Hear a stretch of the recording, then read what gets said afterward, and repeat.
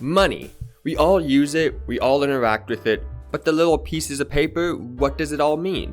Money is a funky thing in society, invented thousands of years ago, so I can give you a piece of paper and you give me some sweet treats. But there's more to money. Marx says it's congealed labor value.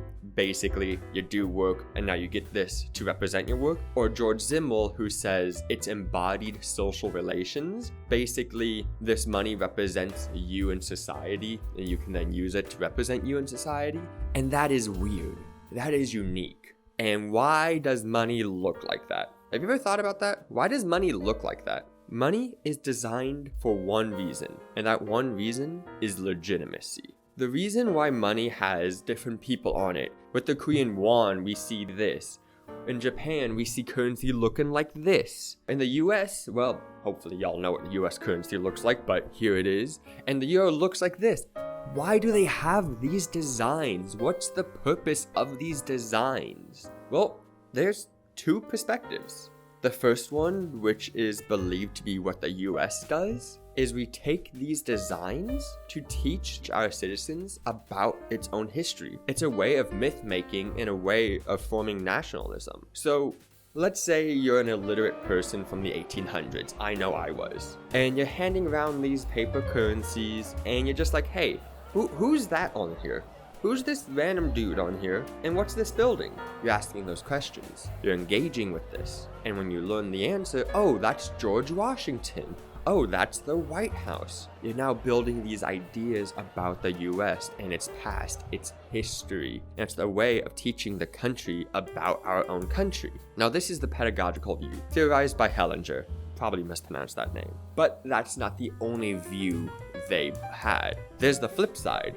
Now, what if your government's a bit weak? Let's say you're a European in the 1800s and the monarch realized, oh, I need to show I support you, otherwise I might end up without a head and you guys might end up with a democracy, and we don't want that. So what Europe does, and still to this day, they put national symbols on, not to teach their own history, rather it's to teach cultural values.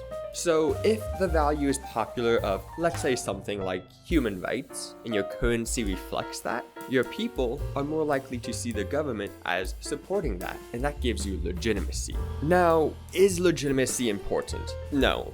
Just a flat out no. Legitimacy alone does not make a country. Rather, it acts as a supporting structure. While Max Weber may have seen it as key to forming a country, it really is not. But I'm getting ahead of myself.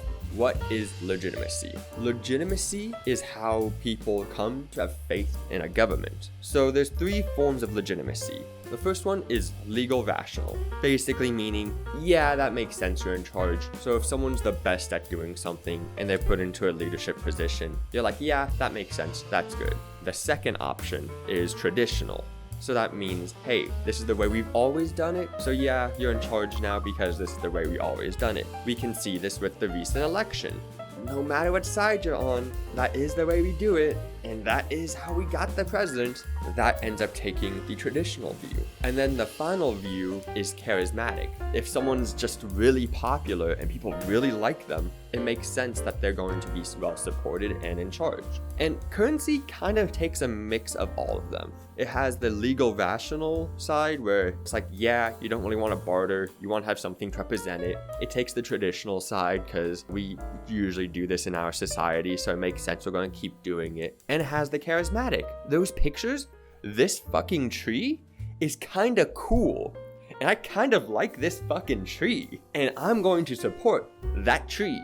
So it kind of has all three. But legitimacy does not a government make. We've seen with Pinochet in Chile, and we've seen with the Watergate scandal that legitimacy helps, but it's not required.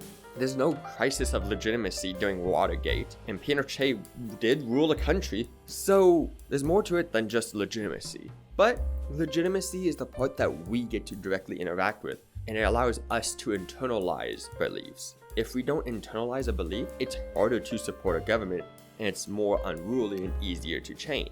So it's just one of many factors of economic control, a combination of social control, physical force, yes, also legitimacy in the terms we just described, but also control over information and actually having the legal authority over a place. If other countries recognize you as having control, that gives you a lot more power in that area. So let's bring this all back to money. How does this relate to money and economics and the images on money?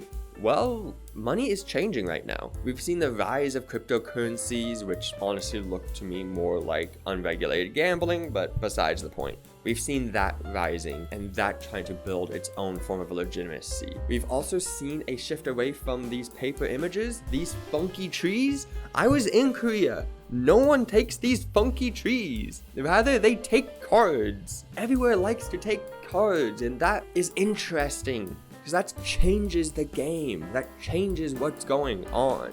If you go into a store and you spend, let's say, $100, that's gonna hurt a little bit. Now, let's say you tap a card. It's gonna hurt a lot less because it's less material. It's less physically there. We're no longer trading in these images. We're trading points, and it's a point system. And that's a lot easier to do. It's a lot easier to make a number go down than to see your pocket get thinner. So yeah, money's fascinating. It's unique and we all need it to survive. If this fascinates you, I've linked below my literature review to all talking about money iconography and legitimacy. Really fascinating, the stuff I didn't get into, such as why does the US have this little signature? Or hear me out, why are all these studies about the euro? God, that was frustrating.